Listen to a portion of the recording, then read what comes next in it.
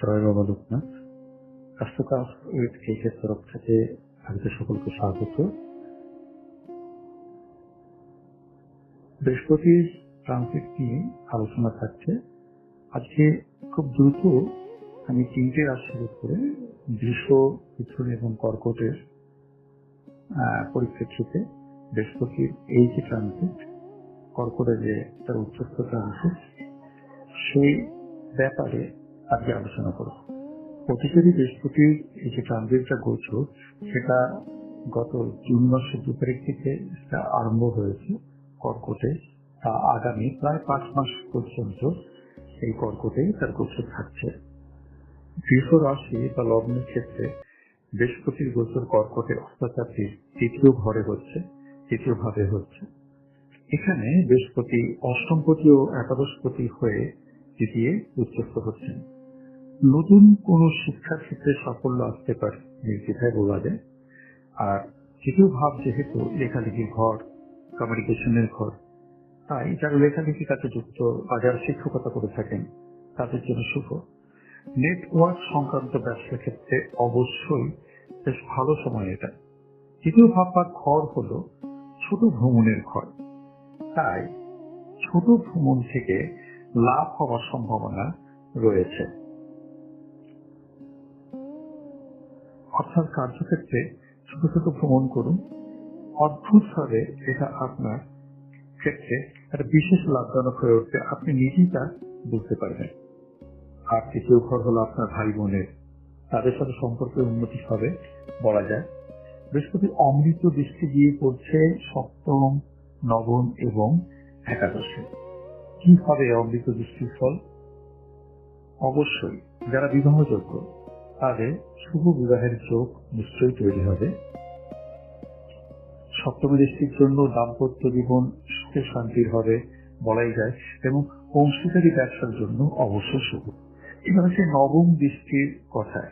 নবম দৃষ্টির কারণে ভাগ্যোন্নতি ও ধর্মীয় কাজে আগ্রহ হবে। ধর্মীয় কোন স্থানে ছোট ভ্রমণ করুন, ভীষণ সৌভাগ্যের বৃদ্ধি হবে, নিশ্চিত থাকুন। আর আপনার একাদশ দৃষ্টির কারণে আয় এবং লাভের জন্য অবশ্যই ফলপ্রদ এই গোচর। এবার আসি বৃষ রাশির ক্ষেত্রে কিছু সতর্কতা যেটা আপনাকে অবলম্বন করতে হবে। ভাই বোনের সাথে সম্পর্ক অবশ্যই ভালো রাখুন। আর একটা বিশেষ ব্যাপার, মায়ের শরীরের প্রতি যত্ন নিন। অতিরিক্ত ব্যয়ের ব্যাপারে কিন্তু ভীষণভাবে সাবধান থাকুন। কোনোভাবে যেন অতিরিক্ত ব্যয় না হয়। জানবেন বৃহস্পতি কিন্তু সবকিছু ক্ষেত্রে একটা বাড়াবাড়ি পর্যায়ের গ্রহ, তো সেই ক্ষেত্রে যাতে অতিরিক্ত ব্যয় না হয় এবং অতিরিক্ত অহংকার, অতিরিক্ত কোনো কিছুর ক্ষেত্রে বাড়াবাড়ি করা, এক্ষেত্রে অবশ্যই আপনাকে সংযমী থাকতে হবে। বৃষরাশি, বৃষলগ্নের যারা জাতক জাতিকা, তাদের আমি অনুরোধ করবো, যদি এই বৃহস্পতির যে গোচর তার যদি লাভালাভ আপনি ভালোভাবে পেতে চান, তাহলে অবশ্যই প্রতিদিন 21 বার বা প্রতি বৃহস্পতিবারে 108 বার বৃহস্পতির মন্ত্র জপ করুন। ওম গা গ্রিং গ্রোম স গুরুবে নমঃ। এই মন্ত্রটি 108 বার জপ করুন। অবশ্যই ভীষণ ভীষণ ভালো ফল পাবেন, এতে কোনো সন্দেহ নেই। এবার আসি কালপুরুষ রাশিচক্রের তৃতীয় রাশি বা লগ্ন, যাই বলা হোক না কেন, মিথুন। মিথুন রাশি বা লগ্নের জাতক জাতিকাদের জন্য বৃহস্পতির এই গোচর কতটা শুভ বা কতটা সৌভাগ্য নিয়ে আসছে, তাই নিয়ে এবারের আলোচনা। বৃহস্পতির এই গোচর মিথুনের দ্বিতীয় ভাব, অর্থাৎ যেটা কর্কটে, সেখানে থাকছে। সুতরাং দ্বিতীয় ভাব হলো অর্থ সঞ্চয় ও পরিবারের সুখ শান্তির ঘর। তার নিঃসন্দেহে এই গোচর মিথুন রাশির জাতক জাতিকাদের জন্য আয়ের নতুন উৎস তৈরি করবে। সঞ্চয়ের সুযোগ নিঃসন্দেহে তৈরি। পরিবারের সকল সদস্যের সঙ্গে সুন্দর সম্পর্ক অবশ্যই উন্নতি করবে। পরিবারে কোনো মঙ্গল কাজ বা শুভ অনুষ্ঠানের সম্ভাবনা থাকছে। বৃহস্পতির পঞ্চম, সপ্তম এবং নবম দৃষ্টি পড়ছে আপনার ষষ্ঠ, অষ্টম এবং দশম ঘরে।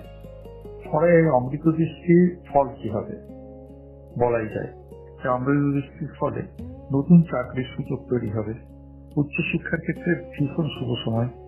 যারা গবেষণা নিয়ে আছেন তাদের চূড়ান্ত সাফল্যের সময় চলে এসেছে। আধ্যাত্মিক চর্চার আরো উন্নতির সুযোগ এ সময় থাকছে। দশম ঘর অর্থাৎ কর্মের ঘরে বৃষ্টির কারণে কর্মক্ষেত্রে প্রশংসা ও সম্মান বৃদ্ধি পাবে। বয়োজ্যেষ্ঠ ও অভিজ্ঞ ব্যক্তির সহযোগিতা অবশ্যই পাবেন, কিন্তু একটু যে সাবধানতা নিতেই হবে। তা কি ধরনের সাবধানতা নেব? নতুন কোনো রোগের উপসর্গ দেখা দিলে চিকিৎসা করাতে দেরি করবেন না। শর্করা জাতীয় খাদ্য অতিরিক্ত গ্রহণ করবেন না। বয়োজ্যেষ্ঠদের অসম্মান করবেন না। এই বৃহস্পতির ফল আরো ভালোভাবে পেতে বৃহস্পতি দেবের মন্ত্র 108 বার জপ করুন প্রতিদিন নিয়মিতভাবে। এবার কর্কট লগ্নের বা রাশির জাতক জাতিকাদের জন্য বৃহস্পতির গোচর। সুদীর্ঘ 12 বছর পর পুনরায় কর্কট রাশিতে এক্সালটেড অর্থাৎ উচ্চ বৃহস্পতির গোচর অসম্ভব শুভ ফলদাতা। এই বৃহস্পতি আপনাদের রাশিতে অর্থাৎ লগ্নে বৃহস্পতি উচ্চস্থ হচ্ছেন। এর থেকে সৌভাগ্য কি হতে পারে? কর্কট রাশি জাতকেরা এই সময় ভীষণ আত্মবিশ্বাসী হয়ে উঠবেন। আধ্যাত্মিক চেতনা বৃদ্ধি হবে। গুরুর আশীর্বাদে আপনারা ধন্য হয়ে উঠবেন। সাংসারিক জীবন আরো সুন্দর হবে। পরিবারের সকলের সাথে সম্পর্ক আরো দৃঢ় হবে। এই সময়ে যথেষ্ট ফললাভ দিন এবং পরিবারের সকলের সাথে এক অসাধারণ সময় কাটানোর সুযোগের সদ্ব্যবহার করুন। আচ্ছা, জমি বা স্থাবর সম্পত্তির বৃদ্ধি হবে, এই নিয়ে কোনো কিছু সন্দেহ নেই। সুতরাং এক্ষেত্রে যদি কোনো আপনার সুযোগ থাকে তবে এগিয়ে যান নির্দ্বিধায়, কোনো চিন্তা করবেন না। সঞ্চয় বাড়বে, সঞ্চয়ের একটা প্রবণতাও তৈরি হবে। পড়াশোনার জন্য বিশেষ করে ছাত্রছাত্রীদের কথা বলি, ভীষণ ভালো এই বছর। বিশেষ করে যারা উচ্চশিক্ষায় রয়েছেন বা উচ্চশিক্ষার ব্যাপারে ভীষণ পজিটিভ এই সময়। গবেষণার জন্য ভালো। আচ্ছা, অনেকদিনে আশা কিন্তু পূর্ণ হতে চলেছে, অর্থাৎ দূর ভ্রমণের একটা যোগ তৈরি হচ্ছে। বিশেষ করে কোনো তীর্থস্থানের ভ্রমণের যোগ কিন্তু তৈরি হচ্ছে এবং যাওয়ার সম্ভাবনা প্রবল, অর্থাৎ তৈরি হয়ে যান এবং এক নতুন তীর্থস্থানে ভ্রমণে যান।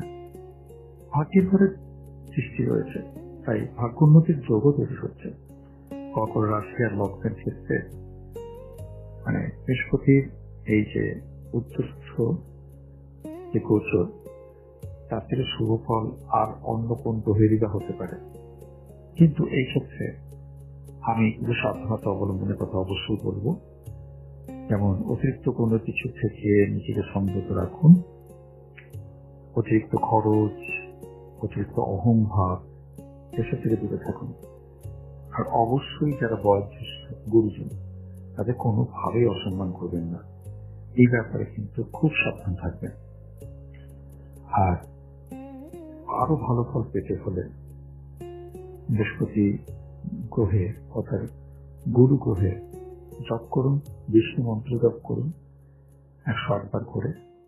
তাহলে আপনি আরো চূড়ান্ত শুভ ফল লাভ করবেন, এতে কোনো সন্দেহ নেই। যদি আমার এই আলোচনা ভালো লাগে, প্রতি আগ্রহী হন, তাহলে শীঘ্রই আবার আমাদের সাক্ষাৎ হবে। খুব তাড়াতাড়ি আমি নতুন আলোচনা নিয়ে এই